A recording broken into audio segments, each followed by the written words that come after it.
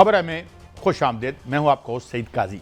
नाज़रीन, कल अचानक खबर आती है कि खान साहब जो है वो मुबैना तौर पर माफ़ी मांगने को तैयार हो गए, मगर बाद में जब उसकी डिटेल्स आई तो पता चला ये भी नॉन स्टार्टर है, क्योंकि उन्होंने उसके साथ जो स्ट्रिंग्स अटैच कर दी थी वो जो है शायद एक्सेप्टेबल नहीं थी। इससे पहले हम देख चुके हैं कि उनकी हमशीरा मोहतरमा ने भी मुज़ाकरात की बात की थी, दरख्वास्त की थी कि नॉन सियासी हो जाएँ, गैर सियासी हो जाएँ। तो ये क्या सिलसिला है, हमारे साथ शुएब शाहीन साहब होंगे, उनसे बात करेंगे। मजीद खबरें, बिजली की कीमत में कमी के लिए आर्मी चीफ साहब से मदद ली जाएगी। ठीक है, वो भी इस मुल्क में एक बड़े इदारे को हेड करते हैं, मगर आप किस जो है वो दर्द की दवा है। आप जो क्यों सारा काम अगर हम उनसे करवाना है, हम जमहूरियत का बोलबाला करते हैं, जल्जला आ जाए आर्मी को बुला लो, सैलाब आ जाए आर्मी को बुला लो, और फिर जब वो कुछ जगहों पे खुद आ जाए तो बड़ी हमें तकलीफ होती है। Why can't we deliver ourselves billions of rupees हम इस सिविल गवर्नमेंट को देते हैं, मगर हमें मिलता क्या है। बांग्लादेश जमहूरी हुकूमत इंतशार से बचने के लिए क्या हिकमत अमली अपनाएगी, इस पर हम खास तौर पर बात करेंगे कि जो झूठ हमारे साथ बांग्लादेश के हवाले से बोले गए, ओलिगोपॉली थी या ये ओलिगोपॉली जिसे कहते हैं, ओलिगार्की थी, ना कि वो कोई जमहूरियत थी, और ये अब नज़र आ रहा है। मगर सवाल ये है जो अहम हम उठाएंगे, मोहम्मद यूनुस साहब की जो एक उनकी गुड विल है वो स्टेक पे है, वो डिलीवर कर पाएंगे, एक्सपेक्टेशन का लेवल हाई है, कहीं वो कल खुदा न खास्ता निशाने पे तना होंगे। ये हम तनाजुर पेश करेंगे, और ईरान के जवाबी वार में मुस्लिम ममालिक साथ देंगे अगर मुबैना तौर पर उन्होंने किया, और साथ ही ईरान ने धमकी भी दे दी है और कहा है कि जनाब कोई करीबी हमसाया इस्लामी मुल्क जो है इसमें इजराइल का मुबैना हाथ मजबूत ना करे या उसका कोई मुआवन ना बने, वरना वो भी हमारे निशाने पर होगा। ये है खबरें। शुएब शाहीन साहब, थैंक यू वेरी मच आपके लिए। शुएब साहब, कुछ मिक्स्ड से सिग्नल आते हैं, लगता है कि कोई काम आगे बढ़ रहा है, then it becomes an non starter. सवाल मेरा ये है कि खान साहब ने आज जो बात की है कि 2 महीनों में ये हुकूमत फारिग हो रही है, वो on what basis he has reach this conclusion. Shoaib Shaheen साहब, देखिए सर, पहली बात तो यह है कि जमहूरियत हमेशा प्रिंसिपल्स और अखलाकियात पर खड़ी होती है। जमहूरियत में से अगर जमहूर के फैसलों को निकाल दें तो जमहूरियत नहीं चला करती। आप देखें हसीना वाजिद को, जिस तरह वो डिक्टेटरशिप के ज़रिए वजूद में आई, जिस तरह वो फ्रॉड और धांधली करके और रिगिंग आवाज मेरी करके जी बहुत बड़ी लीड लेकर बाजार आ गई, मगर उसका अंजाम क्या बना आपके पास सर। दूसरी बात यह है कि सर देखें, जो इस वक्त सिचुएशन है, आपकी आधी आबादी सतह गुर्बत की लकीर से नीचे चली गई है। वर्ल्ड बैंक की रिपोर्ट के मुताबिक 1.5 करोड़ अफराद सालाना सतह गुर्बत की लकीर से नीचे चले जाएंगे। आपका बिजली का बिल तकरीबन टैक्स मिला के 100 रुपए से भी ज़्यादा वो एक पर यूनिट बनता है। और आज सिचुएशन ये है कि फैक्ट्रीज इंडस्ट्रीज आपकी बंद हो चुकी हैं, क्योंकि ना इतनी महंगी बिजली के साथ, ना इतने महंगे इंटरेस्ट रेट के साथ कोई इंडस्ट्री चल सकती है। नहीं, शुएब शाहीन साहब, दिस इज वेरी ऑब्वियस, बिल्कुल डिसफंक्शनल है, इकोनॉमी डिसफंक्शनल है। मेरे साथ ये भी मैं बता दूं, माफी चाहता हूं, मेरे साथ मियां शाहिद साहब भी मौजूद है, हमारे ब्यूरो चीफ हैं, वो भी आपसे सवालात करेंगे और उनसे हम स्टोरीज भी लेंगे। मगर ये 2 महीनों की जो उन्होंने बात की है, ये उनकी खबर है, इतला है, तनाजुर है, क्या है? आप तो बहुत करीब है उनके, इस बारे में हमें जरा इत्मीनान में लें जनाब शुएब शाहीन साहब। जी सर, देखें, पहली बात तो यह है कि ये इतला भी आप कह सकते हैं और ख़बर भी कह सकते हैं, मगर ये ना खबर है ना इतला है। असल ये है कि ये तज्जिया है, और ये तज्जिया based on the practical situation जो है उसके ऊपर है। लेकिन हम ये समझते हैं कि ये मुल्क ना चल रहा है, ना इस तरह इन कठपुतलियों से चल सकता है, जिसके ऊपर पब्लिक एट लार्ज ने मिसट्रस्ट करके उनको रिजेक्ट कर दिया हो, वो मुल्क को क्या चलाएंगे। आप PDM 1 की जो बेईमानियाँ, धांधलियाँ, 2 नंबरियाँ, उनको साइड पे रखते हैं। आज आप मुझे बताएं, इस गवर्नमेंट के आते ही गंदम स्कैंडल आया, आपके पास 400 अरब रुपए का फ्रॉड आया, आप उसको पी गए। एक इंक्वायरी, एक नोटिस, एक FIA, एक ने आपने कोई इशू नहीं किया, जबकि एक ईमानदार लीडर इमरान खान, उसके खिलाफ आपने मुकदमात की भरमार की हुई है। एक दिन नहीं गुजरता कि शाहीन साहब, मैं एक सवाल करना चाहूँगा आपसे। शायद साहब आप पूछे सवाल। सर, मैं एक सवाल करना चाहूँगा आपसे कि बानी PTI इमरान खान ने कल कहा कि मैं मशरूत माफ़ी मांगता हूँ, और फिर आज उन्होंने कहा है कि माफ़ी नहीं मांगता क्योंकि मैंने कोई जुर्म नहीं किया। आज हुकूमत की जानिब से फुटेजेस भी जारी कर दी गई 9 मई की, लेकिन बानी PTI फिर भी होप रखते हैं कि 2 माह में हुकूमत चली जाएगी। क्या सर आप समझते हैं कि कोई होप दिलाई गई है, कोई बैकडोर राब्ते हैं, कोई राब्ता हुआ है? क्या कोई राब्ता हुआ है ऐसा कि बानी पीटीआई बड़े वसूख से कह रहे हैं कि 2 माह के अंदर अंदर हुकूमत चली जाएगी, सबके नाम ECL में डाल दिए जाए? देखिए सर, बात यह है कि उन्होंने तो जो वसूख से कहा है कोई राब्ता नहीं है, लेकिन उनकी असेसमेंट है और उनकी एक प्रैक्टिकल सिचुएशन को देख के है। जहाँ तक आपने माफ़ी की बात की, उन्होंने कल मैं मौजूद था, उन्होंने कहा जी एक है प्रूव्ड थिंग्स, एक है not proved, to be proved है। जो प्रूव्ड है कि मैं जब हाई कोर्ट में आया और हाई कोर्ट से मुझे किडनैप किया गया और जिन्होंने किया और जिसको सुप्रीम कोर्ट ने सेटिसाइड कर दिया, उसको अनकॉन्स्टिट्यूशनल एंड इलीगल डिक्लेयर किया, उस पे पहले मेरे से माफ़ी मांगे। ये एक 9th वे का सेगमेंट है। दूसरा सेगमेंट है कि जिसको प्रूव करना है थ्रू सीसीटीवी फुटेजेस या through court of law. Judicial commission के लिए हमने आज से 15 महीने पहले रिक्वेस्ट कर रखी है सुप्रीम कोर्ट ऑफ पाकिस्तान में, जो आज तक एक पेशी नहीं लगी। या सुप्रीम कोर्ट का जुडिशल कमीशन डिसाइड कर दे या सीसीटीवी फुटेजेस ले आए, कोर्ट ऑफ लॉ डिसाइड करे, चीज़ें सामने आएँ। आपने सीसीटीवी फुटेजेस छुपा ली, आपने कोर्ट ऑफ लॉ में जुडिशल कमीशन को बनने नहीं दिया, आप सिर्फ मेयर एलिगेशन पे आप कहते हैं जी माफ़ी मांगे। किस बात की माफ़ी? आप साबित करें, आए फिर मांगे, हमसे पहले माफ़ी मांगे, फिर बताएं कि फुटेजेस जारी की है हुकूमत ने शहरीन साहब, और उसमें जलाओ गिराओ वाले लोग जो हैं वो नज़र आ रहे हैं और उसमें बहुत से लोग जो हैं वो वाज़े तौर पर नज़र आ रहे हैं। तो आप समझते हैं कि क्या वो PTI के लोग नहीं हैं? सर ऐसा नहीं होता कि आप वीडियो के अंदर आप एहतजाज करने गए हैं और जलाओ घिराव करने वाला कोई और है। आप सिर्फ मेयर आपकी प्रेजेंस है, उसको आप जलाओ घिराव में शामिल नहीं करेंगे। सीसीटीवी फुटेजेस डिटरमिन करेगी, डिफाइन करेगी कि किसने एहतजाज किया और किसने जलाओ घिराव किया और कौन वहाँ सिर्फ खड़ा है। और डॉक्टर यास्मीन राशिद जो हमारी सबसे बड़ी लीडर थी, कोर कमांडर हाउस के बाहर खड़ी होकर वो सबको चीख चिल्ला रही है कि कोई अंदर ना जाए। लेकिन सर देखिए, हसन न्याजी साहब जो हैं उनकी फुटेजेस मौजूद हैं जो कि फौजी वर्दी उठाए हुए वहाँ पर मौजूद हैं। तो इस तरह की फुटेजेस जो सामने आ रही हैं, इसकी कानूनी हैसियत क्या होगी? आप क्या समझते हैं कि अगर ये तहकीकात शुरू हो जाती हैं बाकायदा तौर पे, जुडिशल कमीशन बन जाता है, तो फिर इसकी कानूनी जवाब क्या होगा? क्या तहरीक इंसाफ के पास? देखिए बड़ा सिंपल है सर, बड़ा सिंपल है। आप वो सीसीटीवी फुटेजेस ले आओ, जब यास्मीन राशिद रोक रही है तो किसने उनका दरवाजा खोल के उनको अंदर भेजा, किसने वहां आग लगाई? कोई खड़ा है, कोई वर्दी उतार रहा है, कोई वर्दी पहन रहा है, कोई वर्दी का इस्तेमाल कर रहा है, तो फिर आप उसका इस्तेमाल, आप उसको आग जलाने में, आग लगाने में शामिल नहीं करेंगे। आप वो चार्ज लगाएंगे जो चार्ज उनके खिलाफ बनता है। बात ये नहीं है, यहाँ फ्रॉड ये हो रहा है। आप मुझे बताएं, खदीजा शाह दिलीप अब्बास एक ही गाड़ी में जा रहे हैं, एक को 8 महीने जेल में रखा गया और एक ने प्रेस कॉन्फ्रेंस की और वो फरिश्ता बन गई। यहाँ से आप अंदाजा लगाएं बैड इंटेंशन। अच्छा, फिर उससे आगे आप जाएं कि किसी भी IG पंजाब ने कहा, बहुत सारे लोगों के नाम लिए, उसने सबसे पहला नाम लिया कि मेरा सबसे बड़ा जो मुजरिम है 9th वे का वो डॉक्टर मुराद रास है, और उसने कहा जी उसकी 27 काले हैं, बाकियों की जी इतनी काले हैं, बाकियों की इतनी काले हैं, और वो उसकी एक दिन के लिए जेल नहीं गया क्योंकि उसने IPP ज्वाइन कर ली। अगर आपका क्राइटेरिया ये है कि 9th वे को हमने यूज करना है for the purpose of dismantling the party, Kings पार्टियां बनाने के लिए इस्तेमाल करना है, तो बदनीयती तो यहाँ से साबित हो गई।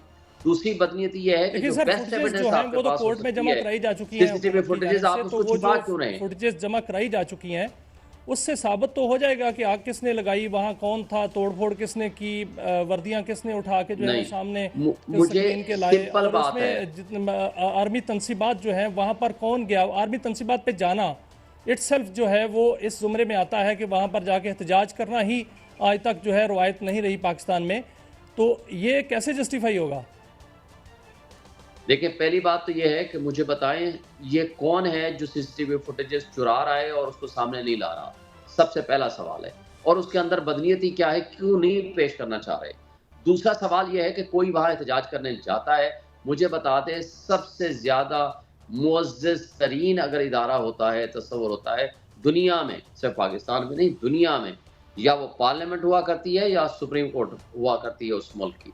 आप अगर वहाँ एहतजाज आपका जायज़ है और कानूनी है, तो किसी एक डिपार्टमेंट के किसी सुबॉर्डिनेट ऑफिस के पास आपका एहतजाज कोई गैर कानूनी नहीं हो जाता। ना उसको जब आप आइन में या किसी कानून में मना कर दें कि जी फलां आपका एहतजाज नहीं हो सकता, ये फंडामेंटल राइट सुप्रीम लॉ होता है, आइन सुप्रीम होता है। आइन अगर आपको इजाज़त देता है तो there is nothing against you. अब आप आ जाएं, कौन है जो उस एविडेंस को छुपाना चाहते हैं और उसके पीछे नीयत क्या है, मोटिव क्या है। देखें, इसको अभी प्रूव होना है ना, let this matter be proved. एक तो प्रूव्ड है ना, जो हमारे खिलाफ हमें किडनैप किया गया, उसको सुप्रीम कोर्ट ने नलीफाई कर दिया। किसने माफी मांगी? इमरान खान से। ये भी 9 मई का वाकया है ना, और वहीं से आगे स्टार्ट होता है। आगे चलते हैं कि आगे प्रूव होना है। प्रूव किसी कोर्ट ऑफ लॉ में करेंगे ना, कोर्ट ऑफ लॉ में प्रूव किए बगैर आप कैसे कह सकते हैं कि नहीं जी ये मुजरिम हो गया, ये मुजरिम हो गया, सिवाय इल्जाम लगाने के। लेकिन सर, एक हुकूमत इदारा कहती उठ है के कि कहता है कि साल से जायद अरसा हो गया है, लेकिन तहकीकात में रुकावट तहरीक इंसाफ है, तहकीकात नहीं हो पा रही। क्या तहरीक इंसाफ रुकावट डाल रही है? देखें, इस हुकूमत को, इन कठपुतलियों को शर्म आना चाहिए, शर्म से डूब मरना चाहिए। आज कल सुबह इस्लामाबाद हाई कोर्ट में इन्होंने आकर क्या कहा जी 9 मई में बुशरा बीबी मुलव्वस हैं। हाँ जी, आपने तफ्तीश की? नहीं। आपने गिरफ्तारी डाली? नहीं। आपको चाहिए? नहीं। आपने 15 महीने तक अगर किसी से ये नहीं पूछा, हालांकि वो घर में बैठी पर्दादार खातून है, वो कहाँ थी, इर्रेस्पेक्टिव, अगर आपने आज तक किसी से 15 महीनों में पूछा भी नहीं है, जो 9-8 महीने से जेल में भी बैठी हुई है, कि आप इसमें मुलव्वस हैं या नहीं है, कोई तफ्तीश ही नहीं की, तो बदनीयती किसकी है? इसमें पीटीआई मुलव्वस है या ये मुलव्वस हैं? इमरान खान तो जेल में बैठा हुआ है। ये तो ठीक है। देखें, अपना शोएब शाहीन साहब ने नेचुरली ओनस टोन पे है, जो सरकार में बैठे हैं तफ्तीश करें, और हम भी यही उनसे मुताबिक करते हैं। एक और बात उन्होंने कही है बड़ी सिग्निफिकेंट, मैं उसकी तरफ आता हूँ। उन्होंने कहा है कि जगह जगह जलसे किए जाएं। ये क्या स्ट्रेटजी वो डेवलप कर रहे हैं? एक जा रहे हैं आना, ये मोड़ में जाते नजर आ रहे हैं, तो इससे तो माजहाराई और मजीद बढ़ेगी। भारत, आपका राइट है, आपको जलसे करने का हक होना चाहिए, लॉ एंड ऑर्डर हाथ में नहीं लेना चाहिए, but what is the strategy, कुछ बताएंगे हमें? देखिए सर, आईन और कानून हमें इजाज़त देता है। इस्लामाबाद हाई कोर्ट में पिछले 8 महीने से हम जलसे की इजाज़त मांग रहे हैं, और कुछ 6 रेट पटिशनों में इस्लामाबाद हाई कोर्ट ने इजाज़त दी। कंटेम्प्ट 3 कंटेम्प्ट पटिशन भी की, जो कल सुबह दोबारा लगी हुई है। और ये एक दफ़ा हमें इजाज़त दे के, एक दफ़ा हमें दी रवात में, जो FWO का प्लॉट है, GHQ से इजाज़त लेनी पड़ती है, इन्होंने DC ने उठा के दे दी। उसको जब कोर्ट ने कहा ये गलत है, तो दूसरी दफ़ा हमें तरनोल में दे दी, जो कि एक यूनियन कौंसल के लेवल का एक प्लॉट है, और वो भी है भी किसी का प्राइवेट का, वहाँ हो नहीं सकती थी, मगर कोर्ट ने कहा कर लो। हमने कहा जी ठीक है, हम करने को तैयार हैं। आखिरी रात उसको कैंसिल कर दिया। फिर जब हम कोर्ट में गए हैं, अभी उन्होंने अलाउ किया, फिर वही प्लॉट हमें दे दिया। अब उसके खिलाफ हम कोर्ट में गए हुए हैं, लेकिन 22 तारीख हमारी फिक्स है। हमने हर हाल में जलसा करना है, हाँ ये हमारा इजाजतनामा वापस लें या ना करें। अच्छा शोएब शाहीन साहब, my last एक question मेरा to you. सवाल है काजी साहब, एक छोटा सा सवाल करने और शोएब शाहीन साहब से। सर, मेरा एक सवाल है कि मैं एक और रहनुमाई चाह रहा हूँ कि आज इलेक्शन कमीशन ने बलदियाती इलेक्शन का शेड्यूल जारी कर दिया है। सितंबर में इलेक्शन होने जा रहा है, और तहरीक इंसाफ के पास निशान नहीं है, और अभी जो केसेस हैं वो इलेक्शन कमीशन में ज़ेर समात हैं, जो कि मोहलत मांगी गई है चेयरमैन PTI की जानिब से। तो क्या आप समझते हैं कि अगर ये नहीं होता तो इलेक्शन कमीशन में जो बलदियाती इलेक्शन है उसमें भी PTI अपने आज़ाद अरकान जो है वो सामने लाएगी? देखें, ये तो बदनीयती है इलेक्शन कमीशन की। आज से 6 महीने पहले हमने इलेक्शन करा के रिपोर्ट जमा करा दी है, फिर उसको अभी तक रजिस्टर नहीं किया, अभी तक कोई एनरोल नहीं किया, अभी तक कोई उसके ऊपर फैसला नहीं बताया। तो ये तो उनकी बदनीयती है, जो कि सरीहन नजर आ रही है। तीसरा इलेक्शन है, इलेक्शन असल मसला नहीं है, इनका मसला ये है PTI को हमने किसी सूरत इलेक्शन में नहीं जाने देना।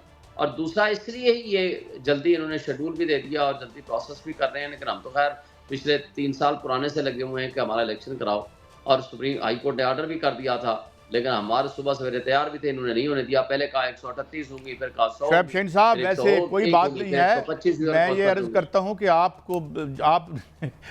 ऑन दी लाइटर साइड, आप तो करेले और बैंगन पे भी जीत गए थे।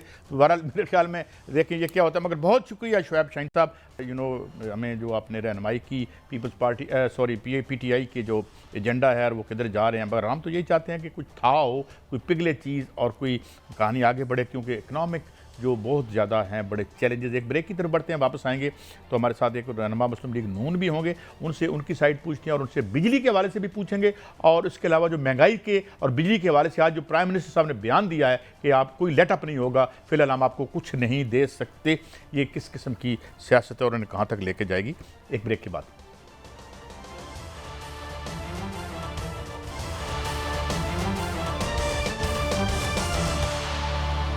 Welcome back. हमें ज्वाइन किया है अली गोहर बलोच साहब, मेंबर नेशनल असेंबली भी हैं, मुस्लिम लीग नून के रहनुमा। जनाब बहुत शुक्रिया बलोच साहब। बलोच साहब, हमें साइड लाइन्स पे बैठे हुए ये लगता है कि इन रियलिटी कोई पीटीआई शायद इतना बड़ा मसला ना हो जितना महंगाई और बिजली है। और आज हमारे मुअज़्ज़ज़ प्राइम मिनिस्टर साहब ने दो बातें कही हैं। एक तो उन्होंने कहा है कि जनाब हम आर्मी चीफ साहब से मदद लेंगे, हम लेते रहते हैं, हमने ज़लज़ले में ली, हमने सैलाब में ली, मगर सवाल ये है कि ये मुआहदे तो सिविलियन हमारी पार्टियों ने किए थे, पीटीआई ने किए, मुस्लिम लीग नून ने किए, पीपल्स पार्टी ने किए। तो इसको और उन्होंने कहा जी फ़िलहाल हम आपको कोई इसमें रिलीफ नहीं दे सकते। It's a very bad news. आप पॉलिटिकल लीडर हैं, आपने दोबारा भी जाना है अपने इलेक्ट्रेट के पास, अपने वोटरों के पास। तो how do you look at the future of the party in the wake of these, ये जो माशी तौर पर हमें बताया गया। जनाब अली गौर बलोच साहब। बिस्मिल्लाहिर्रहमानिर्रहीम। देखें, आपका जो सवाल है वो बिल्कुल रेलिवेंट है, और जिस तरह के मुल्क में महंगाई के हालात हैं, इनमें जाहिर है कि ये सवालात तो उठ रहे हैं। यहाँ पर मैं दो तीन गुजारिशात करूँगा। पहली बात तो ये है कि PMLN और हमारी लीडरशिप, ये वो एक पॉलिटिकल पार्टी है जिसने हमेशा कारकर्दगी की बुनियाद के ऊपर जो है वो अवाम में गई है और इलेक्शन में गई है। और दूसरी बात ये है कि जो ट्रू लीडर होता है, जो सही लीडर होता है, वो अवाम को असल हकायक बताता है, वो अवाम को वो सबक बाग नहीं दिखाता और वो झूठी कमिटमेंट्स नहीं करता जिससे कल को शर्मिंदा होना पड़े। जिस तरह से आज हम जिक्र करते हैं कि इतने अरब की बाहर से इन्वेस्टमेंट आएगी, इतने अरब जो है वो IMF के मुंह पर मारेंगे, इतने अरब पाकिस्तान पर लगा देंगे, वो किधर गई? इतने लाख घर बना देंगे, वो बातें किधर गई? पाकिस्तान को जो है वो एशिया का टाइगर बना देंगे, हेल्थ में ये कर देंगे, एजुकेशन में ये कर देंगे। अली गौर साहब, मेरा एक सवाल है, मेरे साथ मियां शाहिद साहब भी आपसे सवाल। आपने जो बात की है महंगाई बहुत ज़्यादा है, या आपने जो बात की है कि PTI की बात कर रहे हैं कि उन्होंने दावे किए थे, लेकिन 1994 से लेकर अब तक जितने भी IPPs लगे हैं और जितनी हमने कैपेसिटी पेमेंट दे दी है, इस तमाम दौर में किसी न किसी सूरत में मुस्लिम लीग नून जो है वो मौजूद रही है। 1994 की पावर पॉलिसी ले लें, 2002 की पावर पॉलिसी ले लें, 2015 की पावर पॉलिसी ले लें, इसमें मुस्लिम लीग नून ने सबसे ज़्यादा पावर प्लांट्स लगाए, इसमें कोई शक नहीं। लेकिन क्या वही पावर प्लांट्स हमारे गले नहीं पड़े हुए? क्या मुस्लिम लीग नून या आप एज ए मुस्लिम लीग नून के लीडर ये जिम्मेदारी कबूल करते हैं कि जो महंगी बिजली इस वक्त हम बर्दाश्त कर रहे हैं ये मुस्लिम लीग नून की पॉलिसियों की वजह है? नहीं, देखें, अगर हम इन चीज़ों के ऊपर बिल्कुल मुनसिफाना तरीके के साथ बात करें हम सब, तो और मतलब है जज्बाती डॉक्ट्राइन से हट के, तो हकीकत ये है, आप देखें कि बिलखसूस जो 2013 का टेन्योर था, जब हमें हुकूमत मिली, और हुकूमत मिलने से पहले जब इलेक्शन हो रहे थे, मुझे अच्छी तरह से याद है, उस वक्त जो हमने इलेक्शन कैंपेन चली थी, उस वक्त अवाम हमसे ये मुतालबा करती थी कि नवाज शरीफ साहब सिर्फ मुल्क में लोड शेडिंग का खात्मा कर दें, तो उनको और कोई काम करने की ज़रूरत नहीं है। और उसकी वजह ये थी कि उस वक्त मुल्क में 20-20, 21-21 घंटे की लोड शेडिंग थी, और उस लोड शेडिंग की वजह से लोगों के कारोबार और लोगों का जीना अजीरन हो चुका था। हर दरवाजे के ऊपर आपको पता है, और हर दुकान के दरवाजे पर जनरेटर। सर उस वक्त अली गौहर साहब, उस वक्त जो लोड शेडिंग थी, उस वक्त हमारी ज़रूरत जो थी वो 24,000 मेगावाट थी। हमने 10,000 मेगावाट के पावर प्लांट लगा दिए, ट्रांसमिशन लाइन नहीं लगाई, और ऐसे पावर प्लांट्स के इफ्तिताह भी कर दिए जो बाद में ख़राब हो गए, क्योंकि हमने जल्दी में इफ्तिताह किए, जिसमें नीलम झेलम है, जिसमें T4 है, तरबेला T4 है, एक उसमें नहर भी है जिसका हमने जल्दी जल्दी में इफ्तिताह किया उसी दौर में, लेकिन वो ख़राब हो गए और उनकी ट्रांसमिशन लाइन्स हम बनाना भूल गए। तो वो कैपेसिटी पेमेंट हमारे गले पड़ी हुई है ना सर? नहीं, देखें, बात ये है कि मैं आपकी बात से, इस बात से तो इत्तेफाक करता हूँ कि जो आपने इंफॉर्मेशन दी है, जाहिर है वो कहीं से वेरीफाई करके दी होंगी, लेकिन इतनी डिटेल इंफॉर्मेशन तो नहीं है। लेकिन मैं जो मोटी मोटी बातें हैं मैं वो जरूर रद्द करूंगा, और वो मुझे आप मौका दें कि मैं प्लीज मुकम्मल करें। देखिए, मैं ये गुजारिश करना चाहता हूँ कि जब वो 20-20 घंटे की लोड शेडिंग थी, तो उस वक्त जब वो टेन्योर ख़त्म हुआ तो लोड शेडिंग का 95% खात्मा हो चुका था। और इसमें कोई दूसरी मतलब है राय नहीं है, और ये एक हकीकत पे मबनी बात है। और ना सिर्फ लोड शेडिंग का खात्मा हुआ, बल्कि जो यूनिट का रेट था वो 5, साढ़े 5 रुपए और 6 रुपए तक था कंज्यूमर को उस टाइम, जब ये सारे प्लांट मुकम्मल हुए, जब वो बिजली की तरसील का निज़ाम मुकम्मल हुआ तो 5.5-6 रुपए बिजली का था। असल में जाहिर है ये जो पेमेंट्स थी वो डॉलर्स में थी, और जब पीटीआई की गवर्नमेंट आई तो सबसे पहले इन्होंने ऐलान करके पाकिस्तान की करेंसी को डिवैल्यू किया, और ये कहते थे कि इससे एक्सपोर्ट बढ़ जाएंगी, इससे ये फ़ायदा होगा, वो फ़ायदा होगा। आपको याद होगा कि एक दफ़ा डॉलर की कीमत 100 रुपए से बढ़ी थी, और शेख रशीद साहब ने जलसे में कहा था कि अगर इसहाक डार साहब इसको 100 रुपए पे वापस लेकर आए तो मैं इस्तीफा दे दूंगा। अपना इस्तीफा भी लहराया था। डॉलर 100 रुपए पर आ गया था वापस। यही मसला है, मैं यही मसला आपके सामने रखना चाह रहा हूँ कि उस वक्त 5 रुपए का टैरिफ था, मेरी गुजारिश कोई सुन लेना, शक नहीं। मैं आपकी सर मेरी गुजारिश सुन लें सर, एक सवाल, छोटा सा सवाल था कि आप उसको आगे ले जाएं बात को।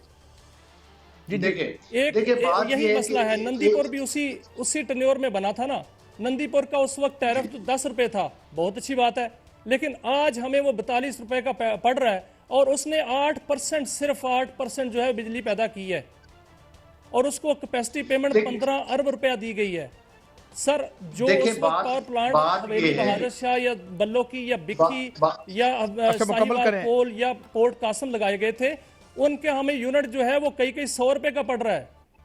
जी जी जी, देखिए बात उस वक्त तो जो टैरिफ दिया गया था उस पर तो मैं वही गुजारिश कर रहा हूं, अगर आप मेरी बात मुकम्मल होने दें। देखिए बात यह है, असल इशू और मसला उस वक्त शुरू हुआ जब पाकिस्तान की करेंसी को डिवैल्यू किया गया पीटीआई के दौर में, और पाकिस्तान को जब नवाज शरीफ साहब की हुकूमत खत्म हुई थी तो ऑलमोस्ट आईएमएफ प्रोग्राम कंप्लीट हो चुका था, और आईएमएफ को उन्होंने खुदा हाफिज कहा था। लेकिन उसके बाद पाकिस्तान की तारीख के सबसे बड़े कर्जे लेकर कोई पाकिस्तान में मेगा प्रोजेक्ट नहीं किया गया। इवन आपको पता है जो सी पैक का प्रोजेक्ट था उसमें जो पैसा पड़ा हुआ था वो उस वक्त के एमएनए एमपीए को रेवड़ियों की तरह बांट दिया गया था। पाकिस्तान की असल मईशत की तबाही और महंगाई की शुरुआत और इंतहा उनके दौर में हुई, और जाती दफा वो कह कर गए कि हम माइंस बिछा के जा रहे हैं। जाहिर है आज हालात मुआशी तौर पर यकीनी तौर पर महंगाई है, और जाहिर है कि हम उसी तरफ कोशिश कर रहे हैं। सवाल ये भी उठता है, अगर पीएमएलएन इन हालात को, मुआशी हालात को दोबारा से ठीक कर देती है 18 की तरह, और महंगाई को किसी हद तक कंट्रोल कर लेते हैं मेहनत करके, तो फिर कौन सी गारंटी है उसी नवाज शरीफ जिसने लोड शेडिंग का खात्मा किया, जिसने 5.5 रुपए का यूनिट दिया, जिसने सी पैक का प्रोजेक्ट किया अपने 5 साल के अंदर, उसी को पता है कि 4 साल के बाद नहर करार दिया गया, उसी अच्छा, और उसके खानदान और उसकी पार्टी के ऊपर मुकदमात बनाए गए, और जिस प्रोजेक्ट को लॉन्च किया गया दो सवाल, एक सियासी सवाल करना है आपसे, एक सियासी सवाल भी आपसे करना है। ठीक है, मैं एक तो ये इस पे आप कमेंट कर दीजिएगा, पीएम साहब ने हमें कहा है कि आप किसी गलतफहमी में न रहिएगा। मैं आपसे एक और सवाल करता हूं, क्योंकि आप बुनियादी तौर पर पॉलिटिकल वर्कर हैं, आप पॉलिटिकल वर्कर हैं, और मैं एक सवाल मैं ये बताएं, आप अपनी कॉन्स्टिट्यूएंसी में जाते हैं, आप ही दुख दर्द का दारू हैं उन लोगों का जो आपको वोट देते हैं, आप मुझे दिल पे हाथ रख के बताएं वो आपसे क्या बात करते हैं। आबद शेर अली साहब की स्टेटमेंट मौजूद है कि यार ये हमें बिजली के बिल खा गए हैं। अली गौर बलोच साहब, देखें बात सुने, जो ज़मीनी हकायक हैं, महंगाई बिल्कुल है, और बिजली के बिल से वोटर नहीं, मैं और आप हम सब मुतासिर हैं, और हमारे सारों के लिए ये देना मुहाल है जो बिजली की कीमतें हैं।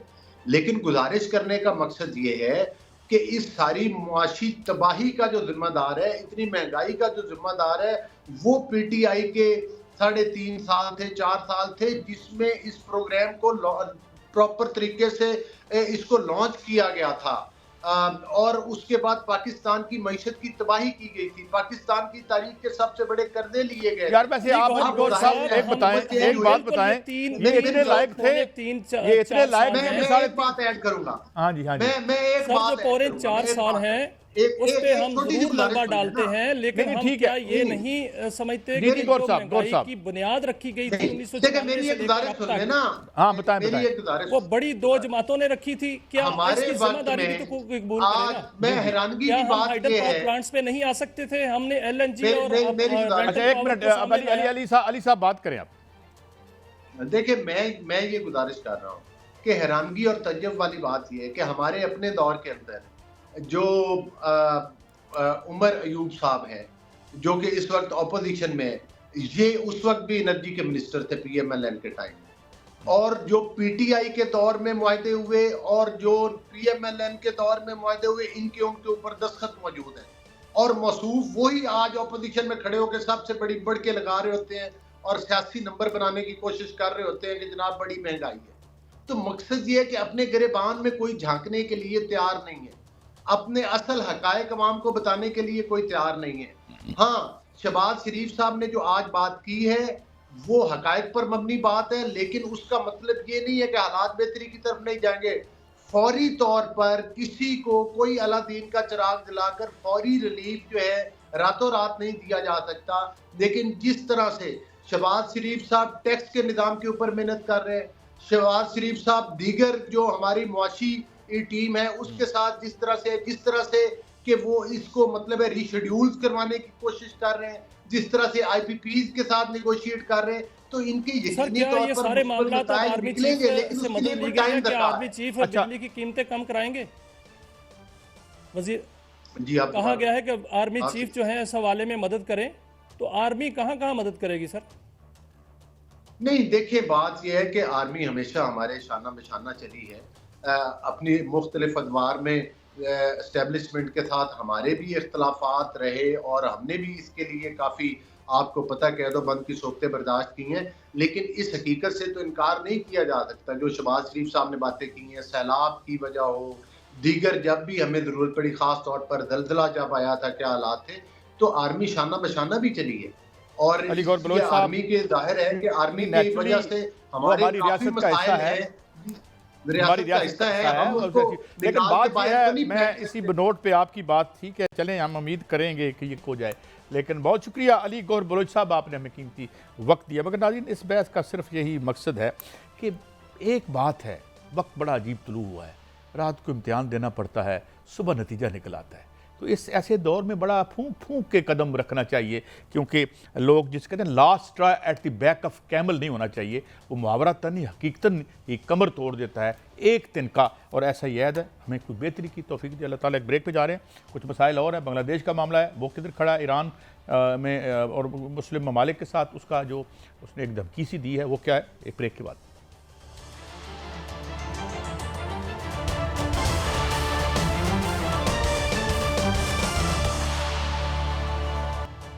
Welcome back. नाज़रीन, हमें ज्वाइन किया है ब्रिगेडियर रिटायर्ड मसूद अहमद साहब। Thank you very much brigadier साहब। मैं ज़रा मुख्तसरन मैं थोड़ी सी वजाहत कर दूं कि एक बड़ा शोर था, हम सेल्फ कंडेमनेशन बहुत करते हैं, वो देखें जी बांग्लादेश इधर निकल गया उधर निकल गया, हम इधर, बहरहाल हम तो किधर कहीं भी नहीं निकले। उसके बारे में जो कुकड अप रिपोर्ट्स थी IMF की और वर्ल्ड बैंक की, पता चला कि वो जो सारी तरक्की थी वो सिर्फ इन रिपोर्टों में थी या हमारे दानिशवरों के ख्याल में थी, क्योंकि पैसा तो सारा ऊपर जा रहा था, नीचे तो कुछ नहीं आ रहा था। डू यू थिंक कि इकोनॉमिक मॉडल, जो बार बार बांग्लादेश के मॉडल की बात करते थे, do you think we have any lesson to learn from that nightmare जो हमने कुछ दिन पहले देखा? And I think and I am afraid it still continues. Brigadier साहब। जी हाँ, बहुत शुक्रिया काजी साहब। देखें, एक तो शुरू के जो दिन थे या शुरू के जो पहले दौर था उनका, जब हसीना वाजिद थी, प्रॉब्ली उस वक्त कोशिश की गई थी कि इनको इकानमी को स्ट्रीमलाइन करने की कोशिश की, और उस वक्त दावे किए गए कि इनकी जो इकानमी है वो इवन इंडिया से बेहतर रेट्स पे जा रही है। लेकिन बाद में देखा कि अब रिसेंटली हमने देखा कि उसमें जब वन ऑफ द फैक्टर्स है विच लेड टू ये रिसेंट क्राइसिस थे, उसमें यह था कि इकोनॉमिक क्राइसिस स्टार्ट हो चुके थे और वो IMF से कर्जा लेने की तैयारियों में थे, और इसके अलावा ये भी था अनएम्प्लॉयमेंट बढ़ गई थी और इसमें इन्फ्लेशन भी थी, और तो ये एक फैक्टर यकीनन था, और इसमें यकीनन उन्होंने कोशिश की गई थी वो जिस तरह प्रोजेक्शन की जा रही थी, और basically it was India behind the scenes जो उसको प्रोटेक्ट कर रहा था और प्रोजेक्ट कर रहा था टू कंट्रोल बांग्लादेश। अच्छा, लेकिन जी मियाँ साहब आप भी ज़रा आइएगा इसमें स्टेप इन करें। तो दूसरा ये कि मसूद अहमद साहब, मैंने जो आखिरी में आपसे कहा था, do we have any lesson to learn from it, कि हम किसी इस ऐसे डिजास्टर से पहले, आप देखें ना वहाँ तो हाथ पे हाथ धरे बैठी है रियासत, जो वो कहते हैं वो मान लेते हैं। उन्होंने कहा भाई मोहम्मद यूनुस को ले आओ। अब तो मुझे यूं भी लगता है ब्रिगेडियर साहब कि मोहम्मद यूनुस साहब की जितनी गुडविल है वो भी इस वक्त एक्सपेक्टेशंस का जो लेवल है स्टूडेंट्स का, वर्किंग क्लास का, मिडिल क्लास का, वो बेचारों को पता नहीं क्या होगा। डू यू थिंक कि हमें कुछ, या हम वी आर आइसोलेटेड और हम यहाँ रेप्लिकेट नहीं होगा वो जो सब वहाँ हुआ? ब्रिगेडियर साहब देखें कि वो वहाँ पे हो नहीं सकता, डिफरेंट सिचुएशन है। वहाँ पे देखें 15 साल से एक डिक्टेटर की हुकूमत थी फॉर द 19 इयर्स बनते जो पहले उसके अगर वो टेन्योर काउंट करें, so it was one sided government, authoritarian government थी, और इसमें देयर वाज नो अपोजिशन, और वोट तो रिग्ड हो रहे थे और रात पहले एक दिन पहले वोट डाले जा रहे थे। तो वहाँ पे total there was no opposition, और एक आयरन हैंड के साथ वो शी वाज रूलिंग। दिवे आपने देखा कि जमात इस्लामी वाले थे जिनके एग्जीक्यूट किया गया, और ज़ईफ उल उमर 90 प्लस को एग्जीक्यूट कर दिया। बांग्लादेश नेशनलिस्ट पार्टी की खालिदा जिया, उसको उन्होंने 17 साल की कैद कर दी। तो बेसिकली वहाँ पे अपोजिशन है, इट वाज ए टेरर, और it was basically Awami league और छतरा लीग थी जो उनके स्टूडेंट विंग थी, वो बेसिकली डोमिनेट कर रहे थे। कोटा सिस्टम उधर था। लेकिन पाकिस्तान में ऐसे हालात नहीं है। यहाँ पे एक फेडरल गवर्नमेंट है, एक अपोजिशन भी है, और प्रोविंशियल गवर्नमेंट्स भी है, और यहाँ हालात भी वो वाले नहीं है। यहाँ पे कोई ऐसी सिचुएशन डेवलप नहीं हुई है जिस तरीके से। सर मेरा एक सवाल है कि हसीना वाजिद का भी वही नज़रिया था कि हमने आज़ादी ली, वो भी आज़ादी की बातें करती थी, हालांकि 1971 में बांग्लादेश अलहदा हुआ था, वो आज़ादी नहीं ली गई थी, अलहदा हुआ था। अभी डॉक्टर यूनुस ने भी यही बयान दिया है कि हम आज दूसरी दफ़ा आज़ाद हुए हैं। तो आप क्या समझते हैं कि डॉक्टर यूनुस के जो आगे लेके वो एजेंडा चलेंगे, क्या वो इंडियन तसल्लुत से निकल पाएंगे जो कि वहाँ पर कायम है, जो हसीना वाजिद ने इतने अरसे में कायम कर रखा था? क्या डॉक्टर यूनुस की पॉलिसियाँ जो हैं आपको नज़र आ रही हैं कि वो इंडियन तसल्लुत से निकल जाएंगे? बिल्कुल जी, बड़े वो ब्लंट थे। जब उनसे सवाल किया गया कि इंडियन इन्फ्लुएंस के बारे में आप क्या कहेंगे, तो उन्होंने कहा कि हम इंडियन इन्फ्लुएंस एक्सेप्ट नहीं करेंगे। अगर उन्होंने इंटरफेयर करने की कोशिश की तो उन्होंने कहा देखें कि इसकी इम्प्लीकेशंस वेस्ट बंगाल में भी होंगी, और 7 स्टेट जो नॉर्थ ईस्ट इंडिया में है, उन्होंने कहा इसका स्पिल ओवर उधर भी जा सकता है। सो देयरफॉर उन्होंने टाइमली वार्न कर दिया इंडिया को कि जी हमें अपने जो घर को खुद ही सुधारने दें, हमें किसी की बात से मदद और इंटरफेरेंस की ज़रूरत नहीं है। और स्टूडेंट्स का देखें, they have trust in doctor Yunus, that's why वो आए हैं वहाँ पे। नोबल लॉरिएट है तो, लेकिन मेरे ख्याल में उस वजह से उनकी एक स्टैंडिंग है। तो आज वैसे वो इंटर्म गवर्नमेंट ने भी ओथ लेना है। तो मेरे ख्याल में बांग्लादेश में एक तो चीज़ें राइट डायरेक्शन पे जा रहे हैं।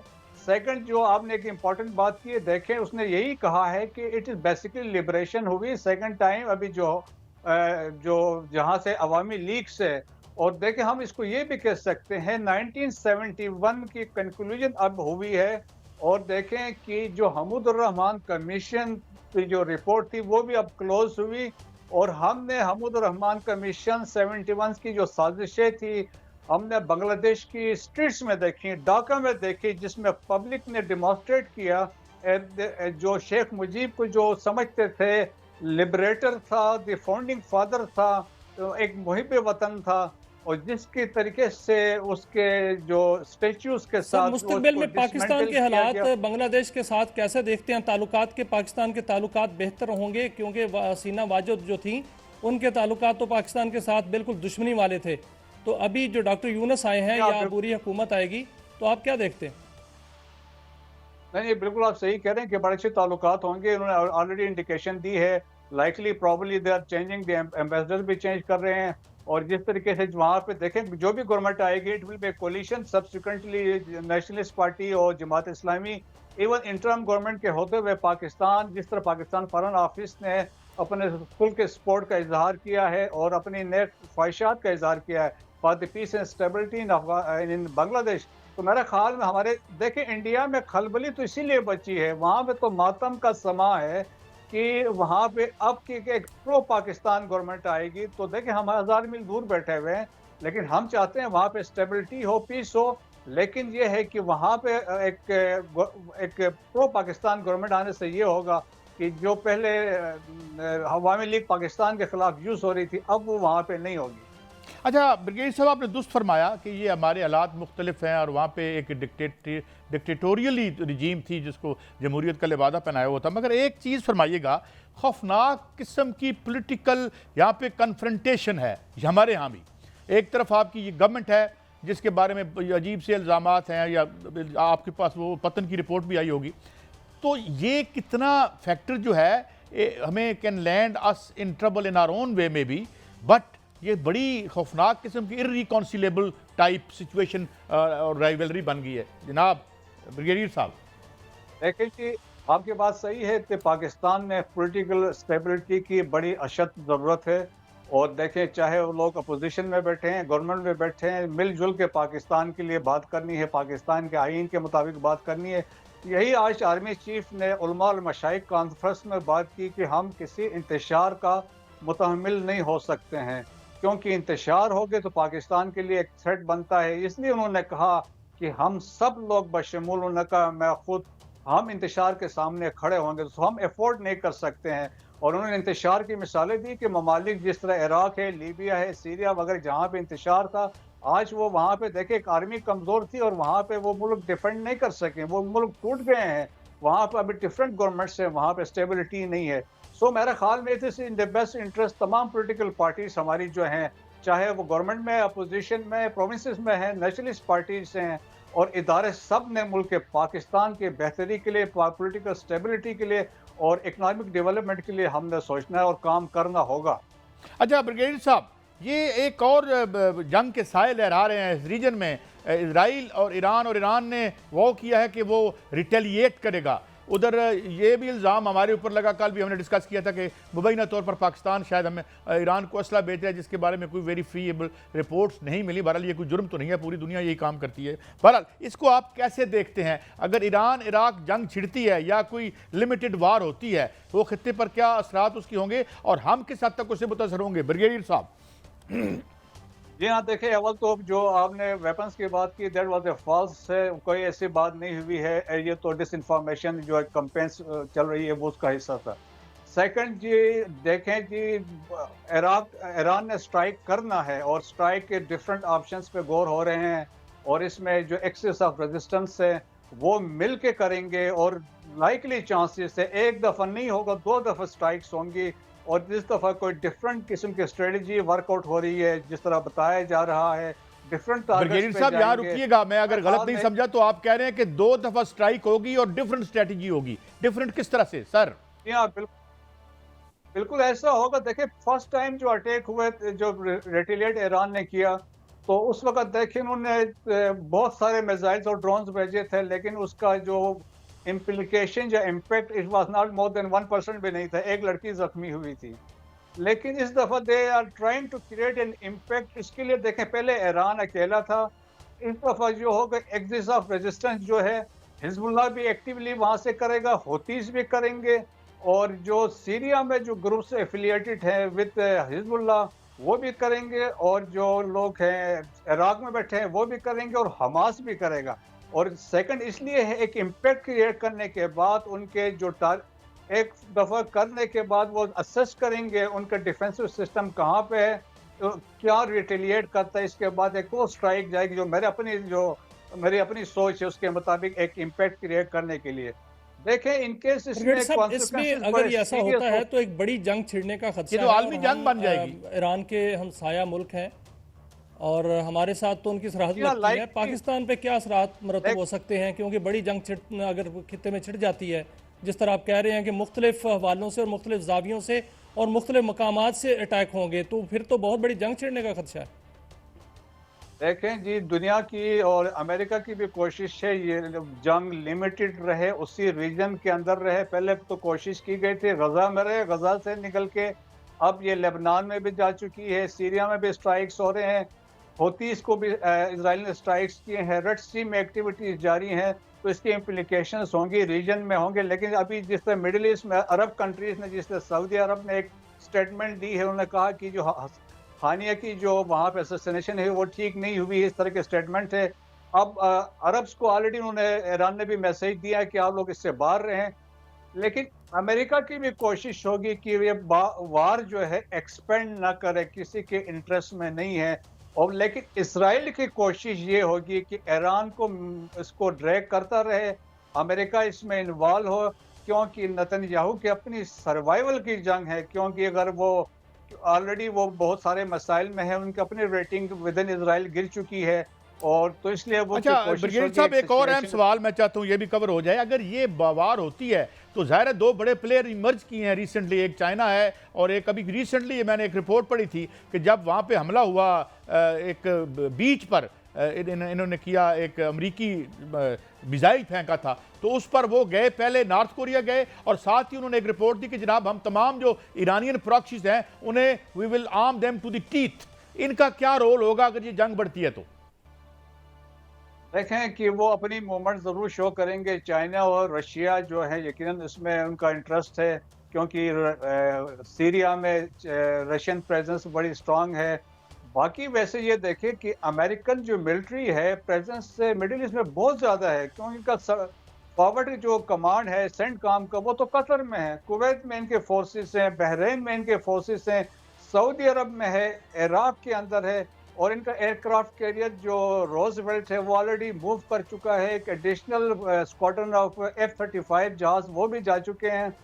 तो ये तो एक शो ऑफ फोर्स के तौर पे है, लेकिन स्टिल अमेरिकन विल ट्राई कि सिचुएशन एस्केलेट ना करे, काबू से बाहर ना निकले, और मुझे नहीं लगता है कि कोई अरब स्टेट इसमें इन्वॉल्व होगा। मगर देखिए इजराइल तो बिल्कुल काबू में नहीं है, दुनिया का सबसे बड़ा ह्यूमैनिटेरियन क्राइसिस उन्होंने कर दिया, दुनिया की सबसे बड़ी ओपन जेल बना दी, बच्चों के गले काट रहे, कोई पूछने वाला नहीं है। ये काजी साहब आप सही कह रहे हैं, दैट इज वेरी अनफॉर्चुनेट है। देखें इससे पता चलता है कि यूनाइटेड नेशन की आप हालत देख लें, यूनाइटेड नेशन सिक्योरिटी काउंसिल को दे लें, उनके रेजोल्यूशन सीज फायर की वो उस पर एक्सेप्ट उन्होंने इम्प्लीमेंट नहीं की हैं। इंटरनेशनल क्रिमिनल कोर्ट की जो डिसीजन जो वो है उसको इम्प्लीमेंटेशन नहीं हुई, वो अनफॉर्चुनेटली माइट इज राइट वाली बात है। और सेकंड ये है कि इंटरनेशनल रिलेशंस में लोग अपने नेशनल इंटरेस्ट को देख रहे हैं, अमेरिकन का भी नेशनल इंटरेस्ट है, मिडिल ईस्टर्न कंट्रीज का भी नेशनल इंटरेस्ट है, तो इसलिए चल रहे हैं। सो हमारे लिए ये हमें अपने नेशनल इंटरेस्ट को प्रोटेक्ट करना चाहिए। जी मियां साहब, you have anything to ask? देखिए ब्रिगेडियर साहब, जो इसराइल है वो तो आगे बढ़ना चाह रहा है, उसके इरादे यही लग रहे हैं कि वो पूरे खित्ते को जंग की लपेट में लाना चाह रहा है। अगर ईरान और इसराइल के दरमियान एक हमला होता है, जंग लगती है, तो इसके बाद जो इसराइल का अगला हदफ होगा वो अरब होंगे। तो आप क्या समझते हैं कि ये पूरा खित्ता जो है जंग की लपेट में आ जाएगा? चाइना जो है उसकी इन्वेस्टमेंट है ईरान के अंदर, या चाइना जो है अफगानिस्तान के अंदर जो है इन्वेस्टमेंट करना चाह रहा है, यहाँ CPEC चल रहा है, तो फिर चाइना को भी आगे आना पड़ेगा, दीगर ममालिक भी आगे आएंगे, तो फिर अमेरिका पहले ही यहाँ पर मौजूद है इस खित्ते में, तो ये एक बड़ी जंग छिड़ सकती है और इसराइल जो है ग्रेटर इसराइल की तरफ बढ़ रहा है। क्या हालात देख रहे हैं आने वाले दिनों में सर? लेकिन जी मेरा ख्याल में ये कोई ऐसी ये वर्ल्ड वार की तरफ इट विल बी लिमिटेड होगी, अगर जो भी होगी। चाइना का भी इसमें इन्वॉल्व नहीं होगा, वो स्टिल वो पीसफुल उस नेगोशिएशन डिप्लोमेसी पे जाएगा। रशिया मिलिट्रीली सपोर्ट ईरान को कर सकता है, अभी रिपोर्ट्स भी आ रही हैं कि वो सपोर्ट कर रहा है। अभी ईरान की देखें, लेकिन सर इल्जाम लग रहे हैं कि पाकिस्तान मिसाइल दे रहा है ईरान को, कोई ऐसा इल्जाम जो है वो इल्जाम ही है या किसमें हकीकत है कोई? वो नहीं, that is a fake news है, डिसइंफॉर्मेशन है। पाकिस्तान बिल्कुल कभी ऐसा नहीं करेगा ना, क्योंकि हमारी अपनी एक इंडिपेंडेंट फॉरेन पॉलिसी है और उसके मुताबिक हम जाएंगे, तो ऐसा बिल्कुल नहीं है, वो फेक न्यूज़ थी। और बाकी देखें ईरान और इसराइल, ईरान को असल बड़ा दहशत लगा है जब ये इस्माइल हानिया के असैसिनेशन हुई है। Iran was considered is considered as a regional power West Asia में, मिडिल ईस्ट में। लेकिन इस इवेंट के बाद और पास में देखिए जिस तरह साइंटिस्ट वहाँ पे असैसिनेट हुए, मोहसिन फकरी ज़ादा के असैसिनेशन हुई, बहुत सारे और दूसरे थे, तो उनसे ईरान की जो क्रेडिबिलिटी पे बहुत बड़ा एक धचका लगा है, इनकी ह्यूमिलिएशन हुई है। तो they are trying to redeem या salvage ब्रिगेडियर जो साहब that, बहुत जो- शुक्रिया, आपने हमें एनलाइटन किया, वक्त की दीवार सामने आए मियां शाहिद साहब, आपके बहुत शुक्रिया। मगर बड़े अजीब व गरीब हालात हैं, दुनिया के हों, ममालिक के हों, बुरान। मगर एक बात जो हम आज डिस्कस नहीं कर सके, आने वाले दिनों में करेंगे। बाइडन साहब ने ये कहा है कि ये आप पीसफुल ट्रांजिशन नहीं होगी इक़्तिदार की 2024 में नवंबर में जो इलेक्शन हो रहे हैं, तो क्या बांग्लादेश भी वहीं खड़ा है जहाँ अमेरिका खड़ा है? ये बात करेंगे जब हम मंडे को आपकी खिदमत में हाजिर होंगे अगले हफ्ते। इजाज़त दीजिए, अल्लाह हाफिज़।